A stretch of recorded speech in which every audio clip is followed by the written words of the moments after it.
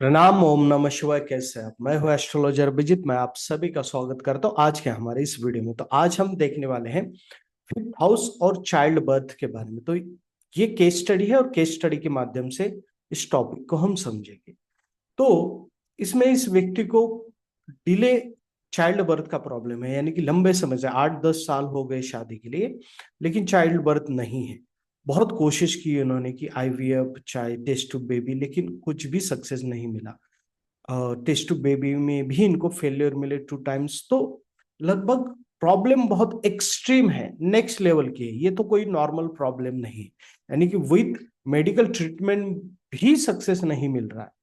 तो इसके पीछे के कारण को हम आज समझेंगे। देखिए, चाइल्ड बर्थ को देखने के लिए हम फिफ्थ हाउस को देखते हैं। फिफ्थ हाउस में कौन सी राशि है, वहां पे कौन से प्लैनेट है, फिफ्थ हाउस का लॉर्ड कहाँ पे है, ये सब चीजें देखते हैं। नक्षत्र को भी देखते हैं।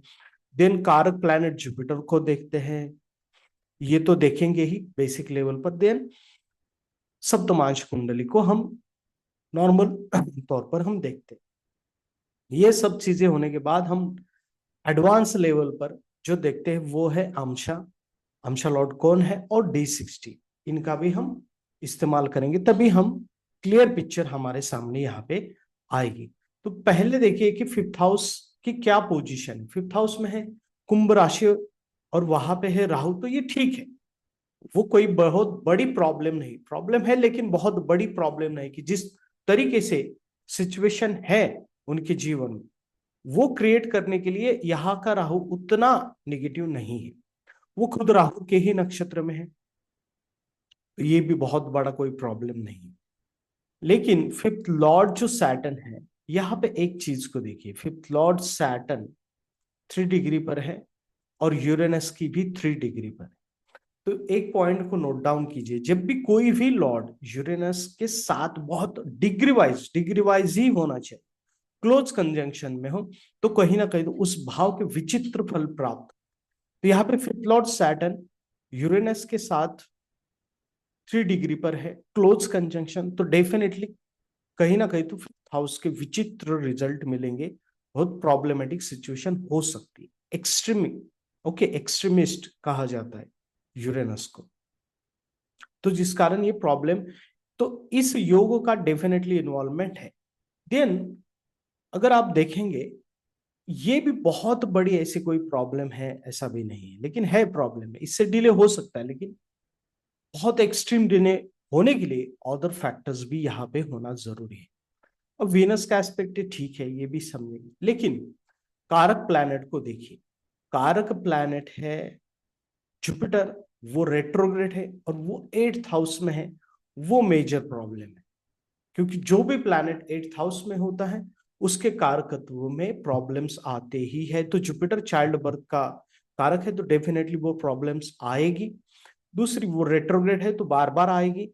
ओके, लेकिन ये भी सिचुएशन कहीं ना कहीं तो 2-3-4 साल डिले करवा सकता है, और विद मेडिकल हेल्प ये चाइल्ड बर्थ दे सकता है।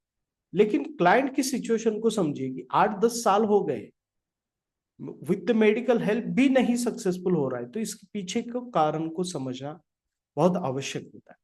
अब बेसिक लेवल पर अगर आप देखेंगे, तो जुपिटर से फिफ्थ हाउस को भी देखिए। जुपिटर को एज अ कारक समझ, जुपिटर से फिफ्थ हाउस से मरकुरी सन का फिफ्थ हाउस में होना उतना बेहतर नहीं होता, क्योंकि ये सीमन की प्रॉब्लम क्रिएट करता है। देन जुपिटर से फिफ्थ हाउस में सैटर्न का एस्पेक्ट है, वहां पे सन है तो सैटर्न का एस्पेक्ट है, और मार्स का एस्पेक्ट है। ये भी प्रॉब्लमेटिक है, ये भी डिले करवाता है, ये प्रॉब्लम्स देता है चाइल्ड बर्थ में, डेफिनेटली देता है। ओके, तो यहां तक हमें समझ में आया कि एक 3-4 ईयर्स का यहाँ पे प्रॉब्लम हो सकता है, डिले हो सकता है, लेकिन विद द मेडिकल ट्रीटमेंट एक कहीं ना कहीं तो चाइल्ड बर्थ हो सकता है। लेकिन फिर भी चाइल्ड बर्थ अभी तक डिले क्यों है, इसके पीछे के कारण को समझने के लिए हमें एक एडवांस लेवल पर देखना पड़ता है। यानी कि अंशा लॉर्ड, फिफ्थ हाउस का अंशा लॉर्ड और D60 को हमें देखना पड़ता है। तो इसे अगर आपको देखना है तो यहाँ पे देखिए कि फिफ्थ हाउस का अंशा लॉर्ड है जुपिटर, और वो डायरेक्टली प्लेस है 8th हाउस में, वो भी रेट्रोग्रेड। ये मेजर प्रॉब्लम, ये मेजर प्रॉब्लम, तो ये एक्सट्रीम प्रॉब्लम है। और यहां पे अगर आप देखेंगे D60 में जुपिटर का जो डिस्पोजिटर है वो है मार्स, और वो मार्स राहु कॉम्बिनेशन में है। ये भी एक मेजर प्रॉब्लम है। ओके, दूसरी चीज, D60 में जो सैटर्न है वो 5th हाउस में, 5th लॉर्ड मून और वीनस बहुत मेजर पाप करतरी में है, यानी कि मून के ठीक सामने सैटर्न है, मून के ठीक पीछे मार्स और राहु कॉम्बिनेशन है। तो ये भी मेजर प्रॉब्लम में गिना जाएगा।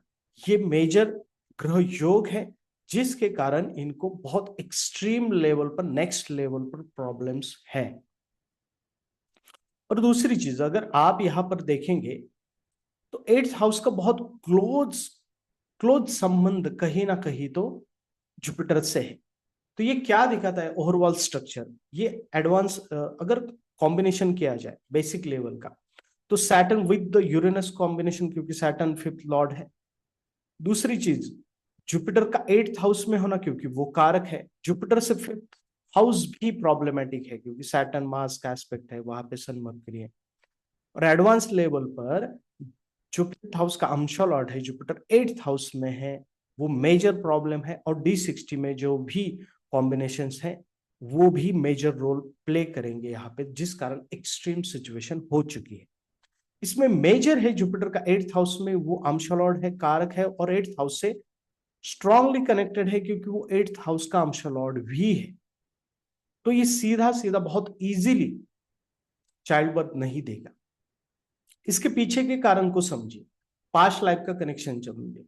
जुपिटर 8th हाउस में है और वो भी कहीं ना कहीं तो टॉरस साइन में है। तो इसका मतलब है, एक तो पितरों का दोष है ड्यू टू द मनी और ड्यू टू द अन्न, यानी कि फूड के कारण।